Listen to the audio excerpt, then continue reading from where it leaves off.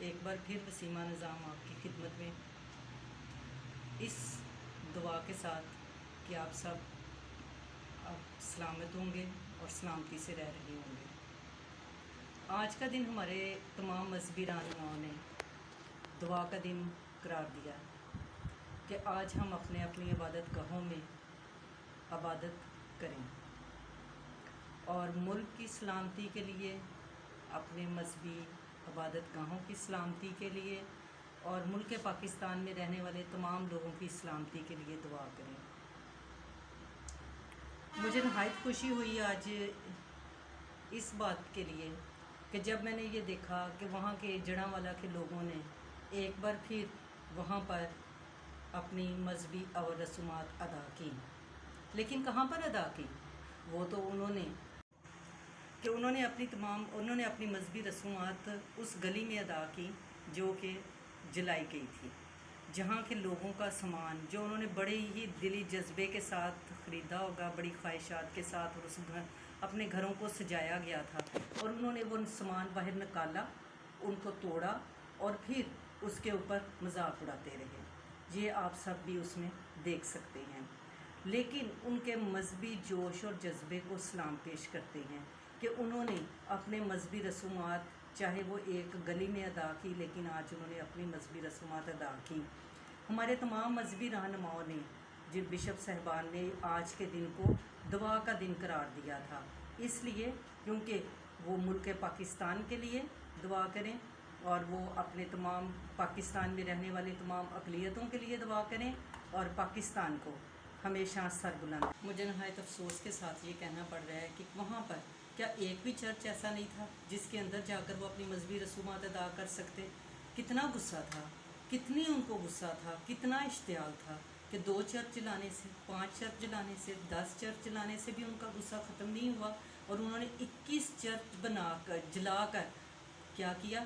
پاکستان کا نام پوری دنیا میں روشن کر دیا۔ مجھے نہایت یہ افسوس کے ساتھ کہنا پڑ رہا ہے کہ انہوں نے ایک اسلامی جمہوریہ پاکستان کا نام جو ہے وہ انہوں نے کیا کیا، اسلامی جمہوریہ مملکت کو انہوں نے کیا کیا، ایک دن میں 21 چرچ جلائے اور ورلڈ ریکارڈ بنا دیا۔ اس کے ساتھ ہی انہوں نے مسیحی بستی کے 90 گھر جلا دیے۔ کیا یہ افسوس کا مقام نہیں ہے؟ کیا یہ افسوس کا مقام نہیں ہے کہ ہم پاکستان میں اقلیتیں جو ہیں وہ آزاد نہیں ہیں؟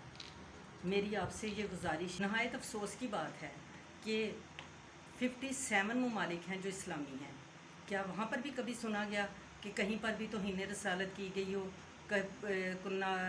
افسوس کے ساتھ کہنا پڑ رہا ہے کہ کبھی وہاں پر بھی قرآن مجید کی بے حرمتی کی گئی ہو؟ نہیں جناب والا، اس لیے کیونکہ 295 کا غلط استعمال صرف اور صرف پاکستان میں ہوتا ہے، اس کو صرف ذاتی مقاصد کے لیے استعمال کیا جاتا ہے۔ اور میری آپ سے نہایت ہی عاجزی کے ساتھ یہ گزارش ہے، اور میں یہ کہنا چاہتی ہوں کہ اگر کسی نے وہاں پر قرآن مجید کی بے حرمتی کی ہے تو پھر اس کو قرار واقعی سزا دی جانی چاہیے۔ اور اس کے ساتھ ہی بہت خوشی کی بات ہے کہ وہاں بحالی کا کام شروع کر دیا گیا، گھروں کی تعمیر کا کام شروع کر دیا گیا۔ لیکن میری آپ سے یہ ایک درخواست ہے کہ آپ نے جس طرح جناح ہاؤس کو 9 مئی کے واقعہ میں اس کو آپ نے وہاں پر بحالی کا کام نہیں کروایا، تو اس لیے تاکہ دوسرے لوگوں کے لیے وہ عبرت کا مقام بنے۔ تو اس لیے میں بھی یہ چاہتی ہوں پوری مسیحی برادری کی طرف سے، پوری مسیحی قوم کی طرف سے، کہ آپ ادھر بھی، یہاں پر بھی، جڑاں میں بھی 21 چرچ ایک دن میں جلائے گئے، اور اسلامی جمہوریہ پاکستان کا نام پوری دنیا میں اس طرح سے روشن کیا کہ سر جو ہیں وہ شرمندگی سے جھک گئے۔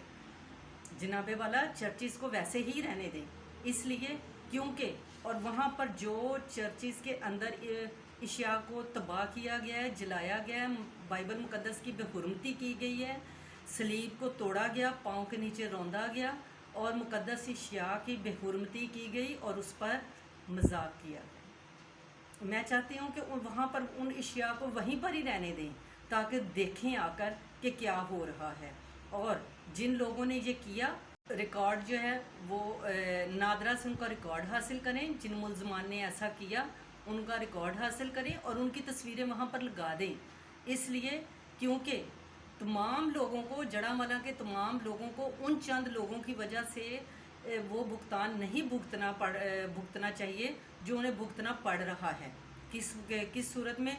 शायद पासपोर्ट उनका वो हो जाए, ख़त्म कर दिया जाए वहाँ के लोगों का, शायद उनको बाहर यूरोपीय ममालिक जो हैं वो एक्सेप्ट ना करें, लेकिन उन लोगों को सिर्फ सज़ा दें जिन्होंने ये सब कुछ किया। और अगर किसी ने वाकई कुरान पाक की जो है वो बेहुरमती की है तो फिर उसको भी ही करार वाकई सज़ा दी जानी चाहिए। जनाबे वाला, मैं ये आपसे गुजारिश करती हूँ कि उनको उसको सज़ा दें और उसको भी, ताकि आइंदा कोई भी ऐसा ना करे। और अगर इसके पीछे किसी साजिश का हाथ है और उन मुल्ज़मान को भी कटहरे में लेकर आएँ जिन्होंने इन लोगों को अपने मकासद के लिए इस्तेमाल किया और ये घिनौनी साजिश को किसी हद तक कामयाब होने दिया। जनाबे वाला, मैं बहुत ही आजिज़ी के साथ आपसे ये दरख्वास्त करती हूँ कि इन चर्चेज़ को भी बहाल ना करवाया जाए, इनकी तामीरात का काम रोक दिया जाए। बेशक ये हर दफ़ा होता है, शांति नगर में भी ऐसा हुआ, गोजरा में भी ऐसा हुआ, हर जगह पर ऐसा होता है। बाद में जो है वो बहाली का काम शुरू कर दिया जाता है और असल मसला जो है वो दब जाता है। मैं चाहती हूँ कि ये ना हो, ये इसको रहने दें।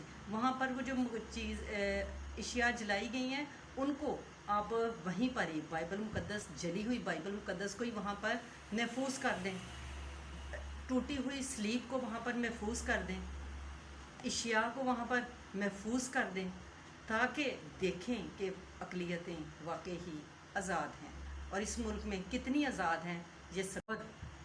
अक़लियतें पाकिस्तान में कितनी आज़ाद हैं ये सभी जानते हैं और किस तरह से आज़ाद हैं ये भी सभी जानते हैं। और इस तरह से वो और ज़्यादा देखेंगे कि किस तरह से आज़ाद हैं, कि हमारी उन लोगों ने तो उस वक़्त की और उसका गुस्सा उन लोगों पर निकाल दिया गया जिनका कोई कसूर ही नहीं था। चर्च का तो कोई कसूर ही नहीं था, सलीब का तो कोई कसूर ही नहीं था।